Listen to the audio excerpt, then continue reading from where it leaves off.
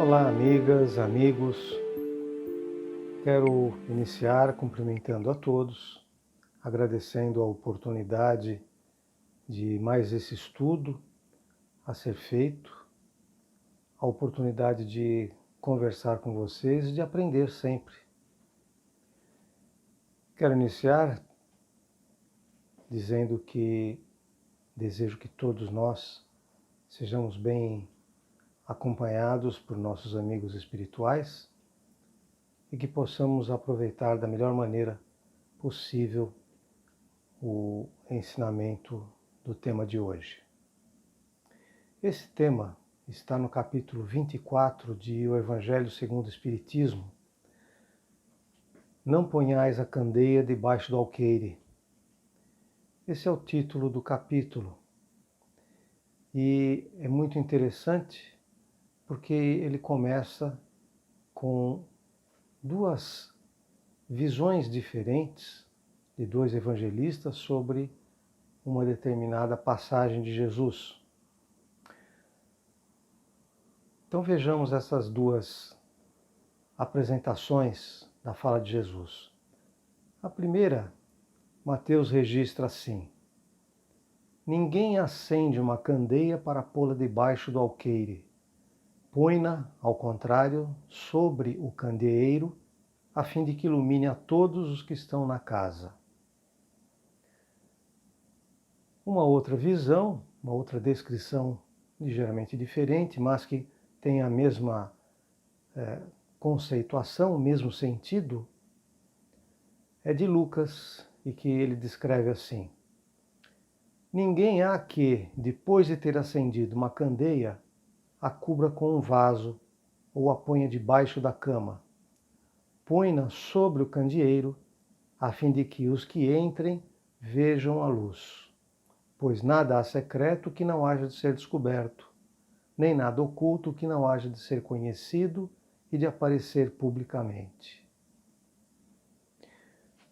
Antes de mais nada, vocês devem saber o que é candeia, mas para rememorar, vocês devem conhecer lampião, lamparina, lâmpada. A candeia é uma forma antiga de lamparina, ainda presente em alguns lugares mais afastados, e que é um pequeno vaso, geralmente feito de argila, cozida, e que tem um orifício por onde passa um cordãozinho que fica mergulhado no óleo que está lá dentro. E quando aceso, esse cordão aceso ilumina, como uma vela.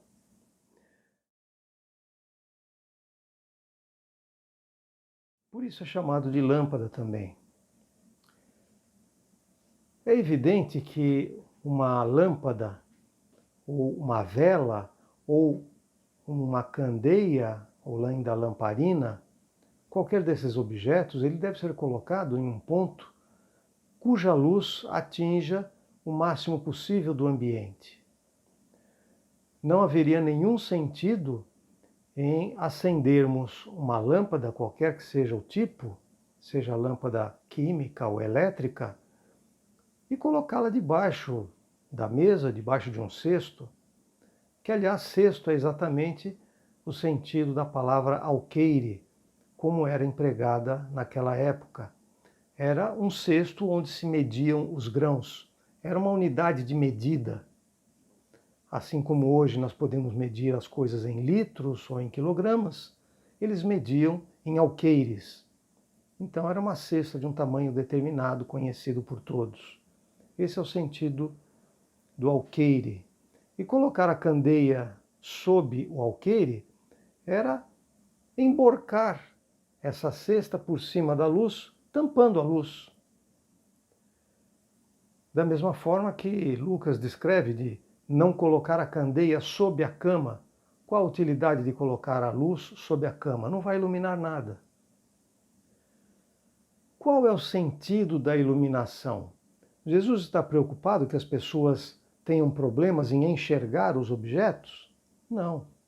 Evidentemente se trata de uma história, de um pequeno conto, uma parábola, e que tem como objetivo ser memorizada pelas pessoas.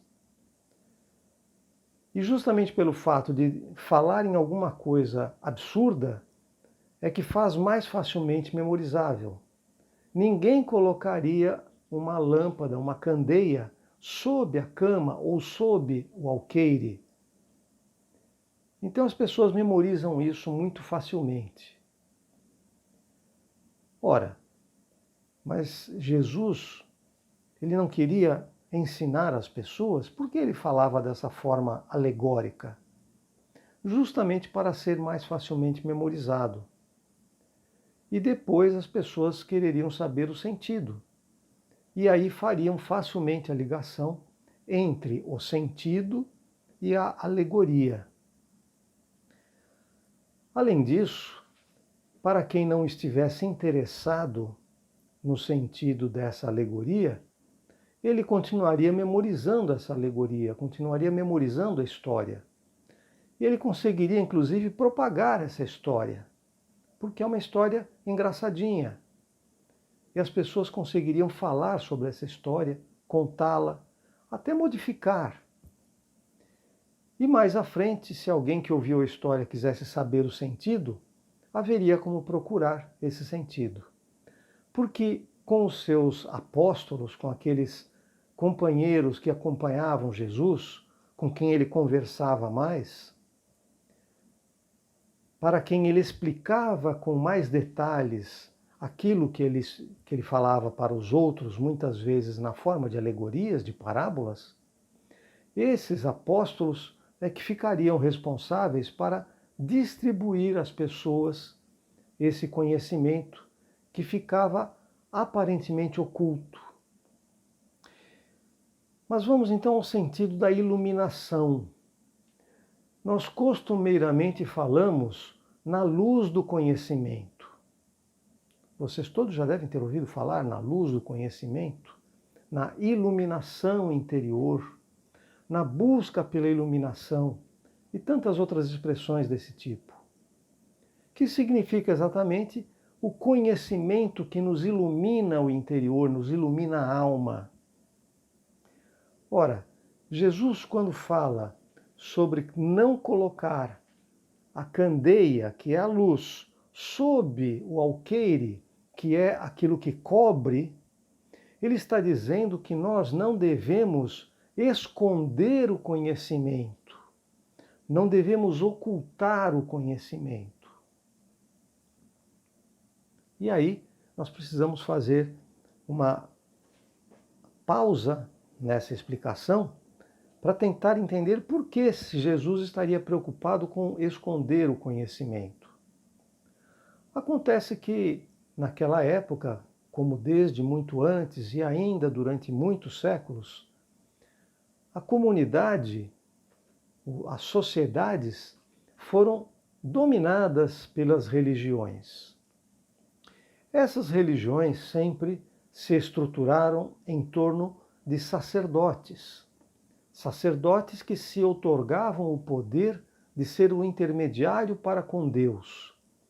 E esses sacerdotes, evidentemente, eram os que tinham os maiores conhecimentos, e eles apenas transmitiam à sua comunidade, à sua sociedade, os conhecimentos que interessava a eles para que a sociedade continuasse dependente do seu conhecimento. Então eles ocultavam boa parte daquilo que era o conhecimento espiritual. Eles ocultavam das pessoas aquilo que as podia libertar do seu jugo. Então Jesus, já naquela época, chamava atenção para a responsabilidade de cada um de colocar para os outros todo o conhecimento de que dispunha. Entre esses sacerdotes, entre esses chamados na época doutores da lei, havia muitas disputas, porque eles se aferravam à letra da lei. E se, dando muita atenção à letra da lei, eles disputavam por questões de palavras, de pontuação, de construção de frases. E eles estavam muito mais preocupados em manifestar o seu conhecimento da letra da lei, do texto que estava escrito, dizer que eles conheciam profundamente aquilo, do que propriamente do seu comportamento. Então, muitas vezes, esses doutores da lei tinham um grande conhecimento teórico da lei, mas tinham um comportamento que não dizia respeito a esse conhecimento. E muitas vezes porque o seu conhecimento, na verdade, era superficial, era raso, se limitava à letra da lei. Eles não se interessavam em perscrutar, em investigar aquela letra para entender o seu significado profundo, mas eles se mantinham na superfície, nas regras do cotidiano. Por essa razão é que, por exemplo, quando Jesus está na casa de Mateus e recebe junto à mesa publicanos e outras pessoas,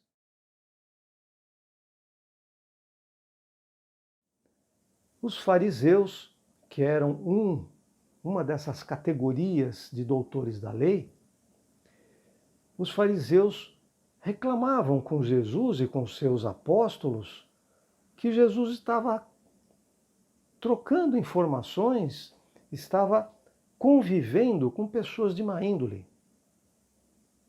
Então eles estavam preocupados em acusar os outros de serem más pessoas. E Jesus, dirigindo-se aos fariseus, disse que os sãos não precisam de médicos. Quem precisam de médicos são os doentes. E quando ele fala sobre isso, ele está se referindo àqueles que são doentes do espírito. Ele está dizendo que o que cura o doente do espírito é a boa palavra, o bom ensinamento, o bom conhecimento. Ele está indiretamente chamando a atenção daqueles que se dizem doutores da lei, que querem se colocar acima dos outros, querem se dizer melhores do que os outros, mas não fazem aquilo que era a obrigação deles, já que eles são conhecedores da lei, de entender a lei e passar a lei para os demais. Eles queriam fazer discursos bonitos, eles queriam aparecer como pessoas importantes. Mas eles não faziam aquilo que Jesus estava ensinando. E qual é o ensinamento de Jesus? Jesus resumiu a lei e os profetas em 2 mandamentos: amar a Deus sobre todas as coisas e ao próximo como a si mesmo. Se toda a lei, todos os profetas desaparecessem, mas essas 2 regras permanecessem e fossem seguidas, nós teríamos uma sociedade de paz. Porque o amor ao próximo faz que nós não acusemos o próximo, que nós colaboremos com o próximo para também avançar. Se nós nos consideramos esclarecidos, nós não colocando o conhecimento escondido, nós dividiremos esse conhecimento e todos nós avançaremos juntos. Jesus falava por parábolas por uma razão muito interessante também. Nem todos estão preparados para todo o conhecimento. É como a própria luz. Existem pessoas que estão acostumadas com a penumbra. E se nós lhe colocarmos luz muito forte, ele não vai enxergar nada, porque ele vai ficar ofuscado. Como quando nós saímos de dentro de um ambiente escuro para um ambiente muito claro. Nós precisamos primeiro nos acostumar com aquela iluminação. Então é preciso que haja um período de adaptação entre aqueles que estão vivendo na sombra, na penumbra, na treva, para encontrar a luz.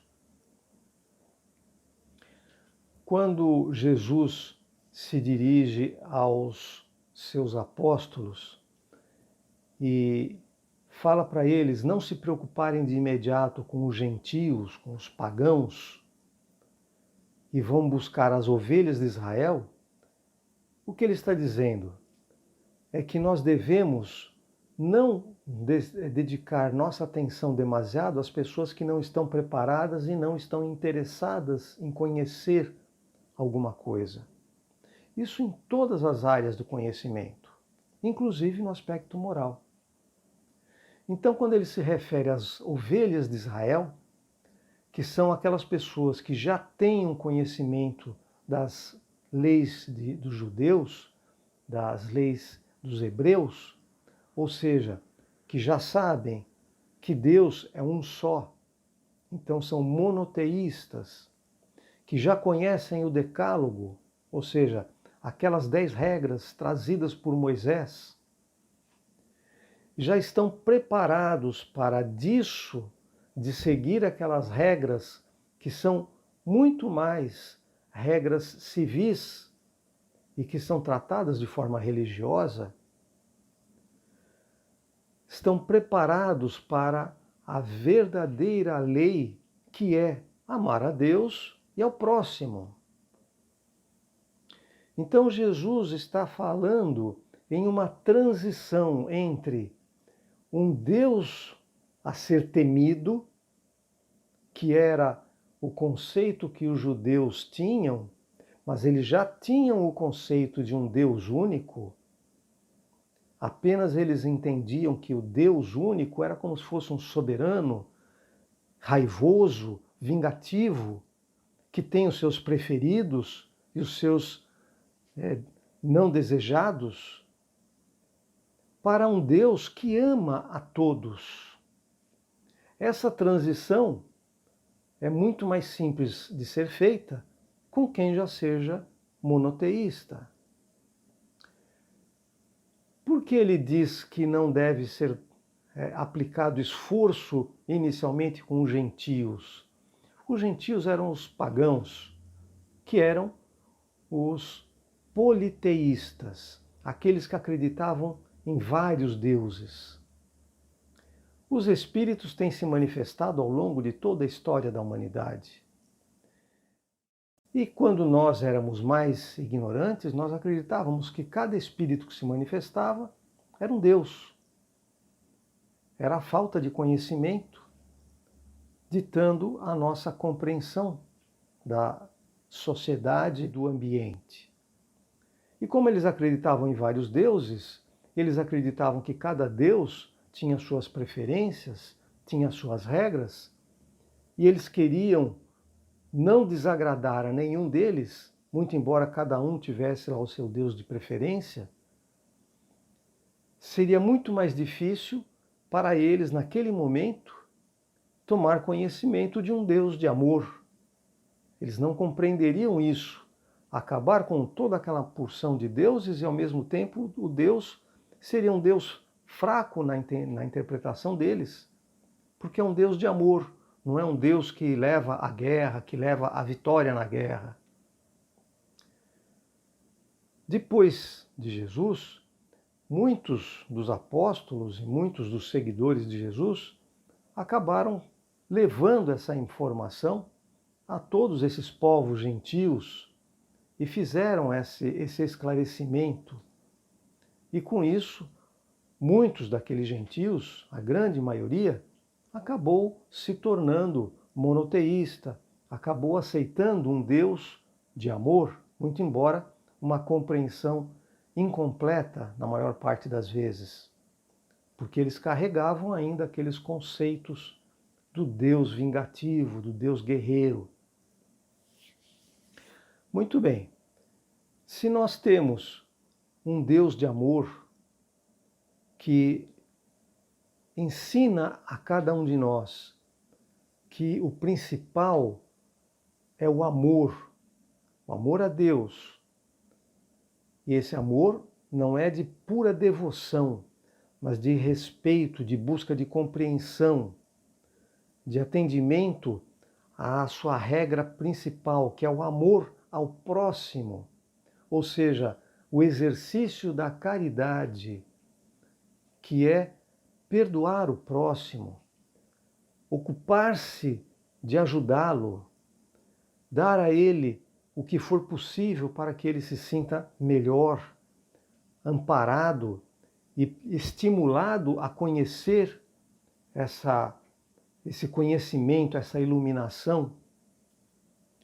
Se esse é o Deus verdadeiro, pelo menos o Deus como nós o compreendemos, então o nosso papel é de procurar oferecer esse conhecimento.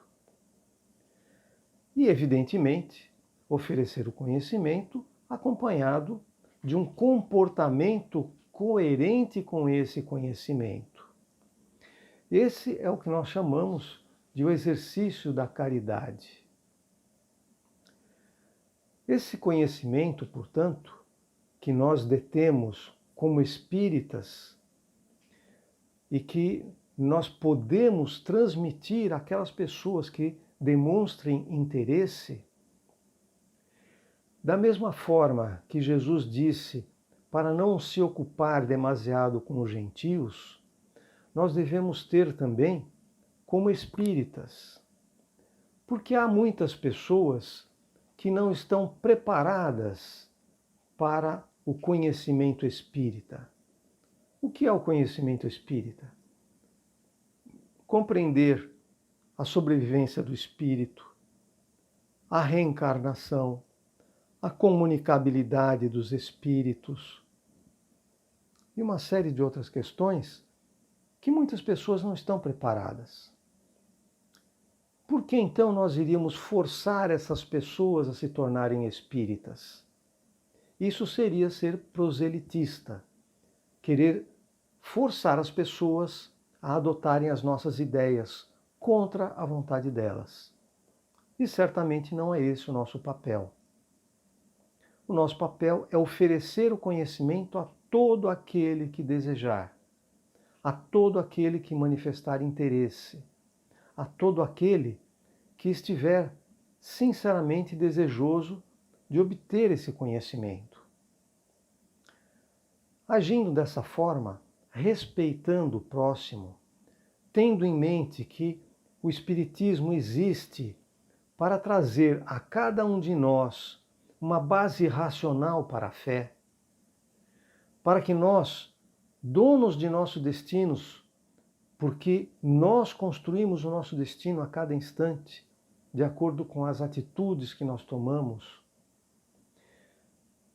para que, com isso, nosso futuro se torne cada vez melhor, para que nós não tenhamos, na expressão irmãos, apenas uma frase de efeito, para que nós não tenhamos apenas a conceituação biológica de irmãos, no sentido de seres de mesma espécie, para que isso efetivamente se torne parte de nosso comportamento, é preciso que nós nos dediquemos ao conhecimento, que nós não fiquemos na superfície, que nós não fiquemos apenas na retórica. O conhecimento pode iluminar as nossas vidas. Para isso, é preciso que nós coloquemos esse conhecimento em uma posição importante em nossa própria vida. Que nós nos dediquemos a procurar o seu sentido e não ficando apenas na leitura superficial. Existem muitas informações que podem ser transmitidas aos outros. Mas a principal informação está em nosso exemplo. A principal informação somos nós próprios agindo bem e colaborando com o próximo, colaborando com a sociedade. Seremos, portanto, membros efetivos do que nós chamamos de a humanidade. Tornando-nos cada vez melhores, contribuímos para que a humanidade vá se tornando cada vez melhor. Todos nós queremos um mundo melhor, mas esse mundo não virá até nós. Nós é que vamos construí-lo. Nós é que vamos causar a melhora do mundo, através da melhora de nós próprios e daqueles que são os nossos próximos. Que nesse momento final de nosso encontro, possamos contar mais uma vez com a atenção desses nossos amigos espirituais que nos acompanham, que nós sejamos capazes de captar as melhores inspirações, que nós sejamos capazes de separar essas boas inspirações das más influências e que nós sejamos capazes de colocar em prática, em nosso dia a dia, em nosso cotidiano, essas boas influências, tornando-nos mais amorosos, mais fraternos. Que nós possamos todos, a cada instante, manifestar a nossa gratidão ao Pai pela oportunidade da vida. Que possamos manifestar essa nossa gratidão pela nossa dedicação ao bem. Que o aprendizado de todo dia possa ser bem aproveitado e possa ser transformado em cada um de nós em criaturas melhores. Muito obrigado pela sua atenção, que fiquemos todos em paz.